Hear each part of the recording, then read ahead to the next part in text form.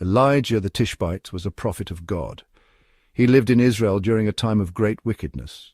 Ahab was the king of Israel, says. He worshipped the false god, Baal. Ahab's wife, Jezebel, also worshipped Baal.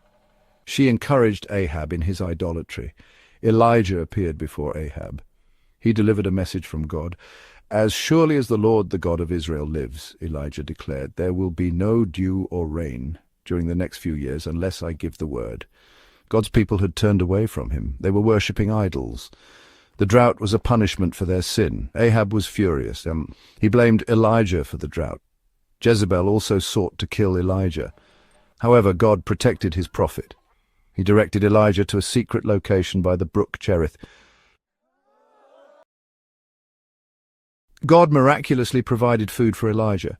Each morning and evening, ravens brought him bread and meat.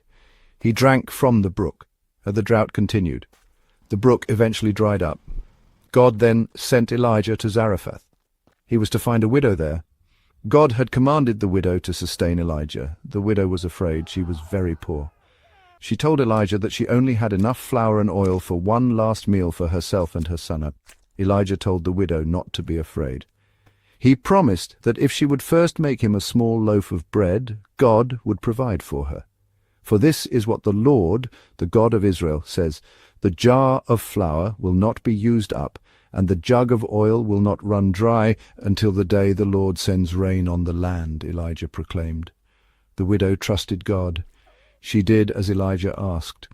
Just as Elijah had promised, the flour and oil did not run out. God miraculously provided for Elijah, the widow, and her son throughout the drought. God performed another miracle through Elijah.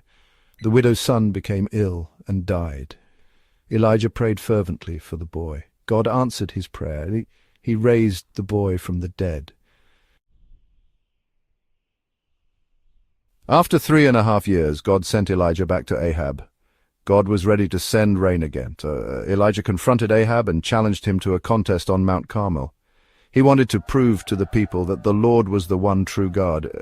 He challenged the prophets of Baal to a contest.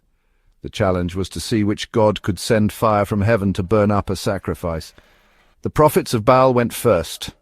They prayed to Baal all morning and afternoon. They shouted and danced. They even cut themselves, but nothing happened. Baal did not answer their prayers. Then it was Elijah's turn. He rebuilt the altar of the Lord.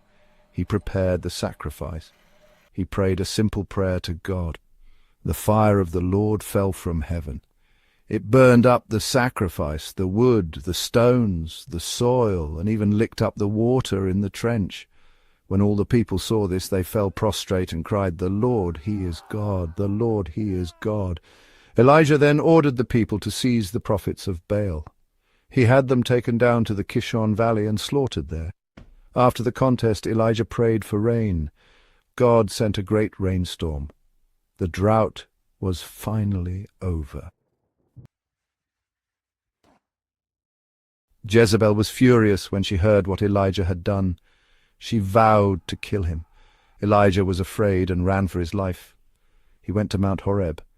There God spoke to him in a still, small voice. God told Elijah to anoint Elisha as his successor. Elijah found Elisha plowing a field. He threw his cloak over Elisha. This was a sign that Elisha was to be Elijah's successor.